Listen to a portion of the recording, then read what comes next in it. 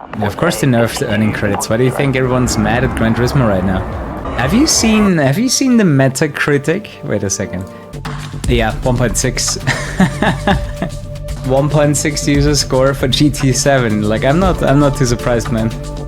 Battlefield has 2.1, GT7 has a 1.6. Yeah, I love how passionate the community is, I really do. Like I'm trying my part. Like I posted my YouTube video about the topic, I'm boycotting GT7 today. Like it isn't even just microtransactions, like the rating was already shit, but then the rating was low because of the always online thing and also the servers being offline for 30 hours. And immediately after, we had the shenanigans with the microtransactions. Grind Turismo. Yeah, the thing is nobody is willing to grind that much.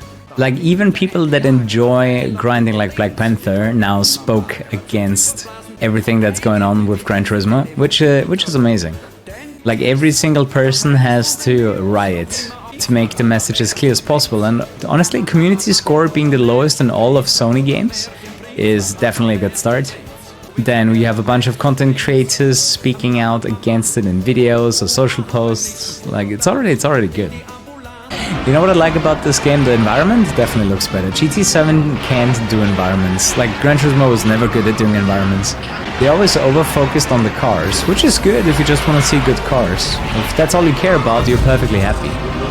Honestly, I didn't think they would have used the always online feature to that degree. Like they abused the hell out of it. Honestly, I did not expect them to go that far.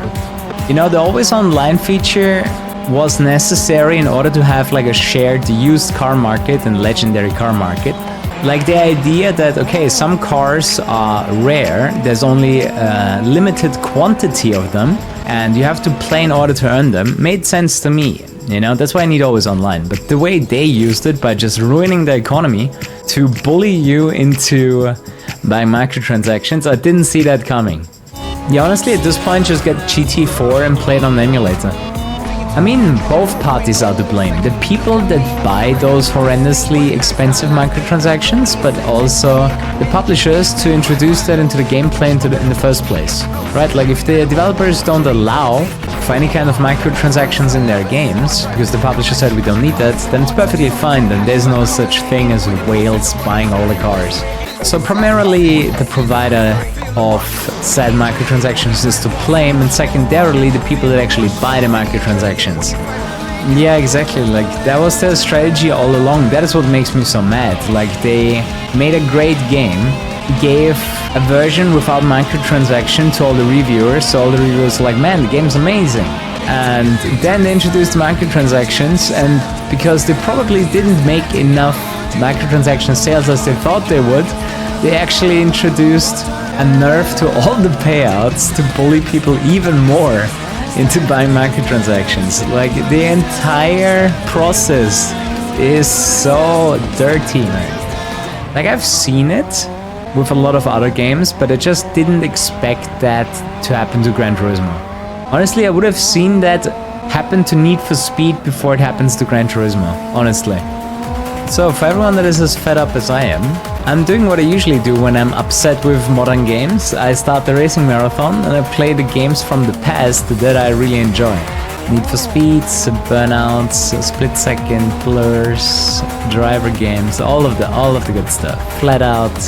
I'm going back to the classics, the games that actually stand the test of time, and not so much some meme games. I'm not sure I will be physically able to on Friday, but probably on Saturday. As I said, I do have COVID right now and I am recovering, so let's hope I'm fit soon. Forza Motorsport, well, I don't think it comes out this year, and Motorsport 7 was really boring, so I hope they just do better on the next one.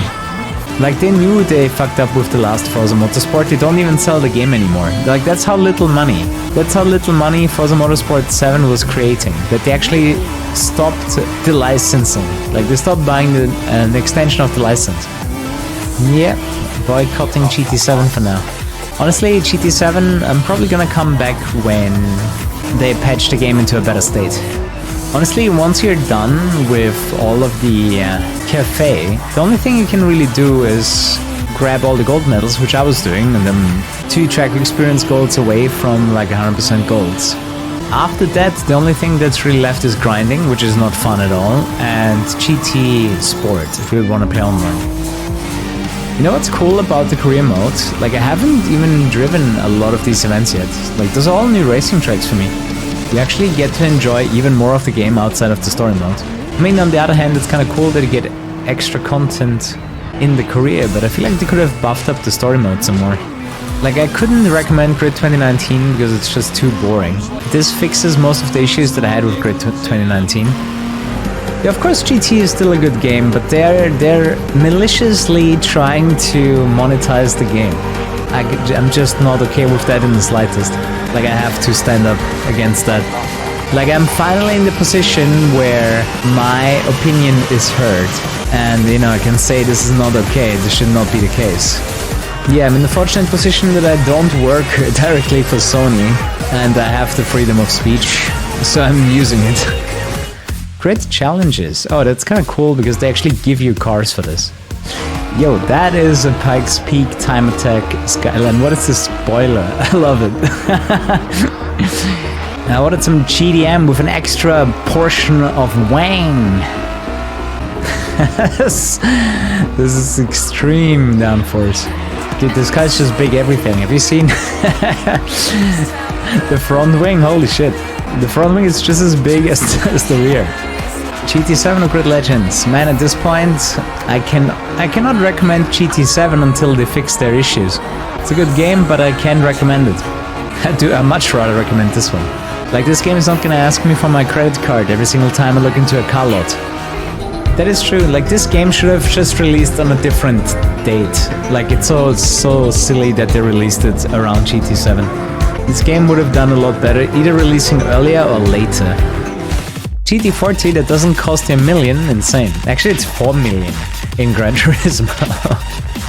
You're boycotting by doing the AFK farm. I agree. That is totally okay in my opinion. I mean, it's still stupid, but at least you're not wasting your own time. Like, doing that remote play thing seems like one of the best things I've seen in a long time. So in case you haven't seen it, basically, people set up remote play on their PC, and then they let a script run that drives a particular race for them over and over again, without them doing absolutely nothing. And you're just gonna get your credits that way. Like, just gonna AFK farm like 800,000 credits per hour. You could let that run all day while you're using the PC for playing a game that you actually enjoy playing. 15 millions a day. Yeah, isn't that crazy? But this game is actually good, and as long as they would have released it in a better timing window, it would have done so much better. I really like that a lot of the tracks, all of the tracks also have a winter version. I mean, I know that GT Sport had microtransactions, but they were not nearly as invasive as they are on GT7. Like, they basically 10x'd the prices. Because the McLaren costs 18.5 million instead of 1 million, and the microtransactions themselves are way more expensive too. Yeah, changing it from a $3 car to $200 car, and then they're surprised people are mad as fuck. Like, it's so broken that I don't even want to recommend the game. Like, in the current state, they just want money from you, and it's disgusting. You know what GT7 is? GT7 is like that new girl that you're dating. You're really enjoying your time with her, and then after 2 weeks, all she wants is your money. And you're devastated and you just want to run away. A gold digger in disguise. Especially this game has some really cool tracks. Sadly, this game is gonna be like one of those gems that nobody ever played. All I'm saying is right now I have more fun playing Grid Legends than Gran Turismo. You can also buy it cheaper on Instant Gaming. Oh wow, look at that low price. That's exactly a fifth of a McLaren F1 in GT7. Link in the description below. Guys, thanks so much for hanging out. Thanks so much for watching. Stay tight. Do come back tomorrow for more. And good night. Love you guys. Bye bye.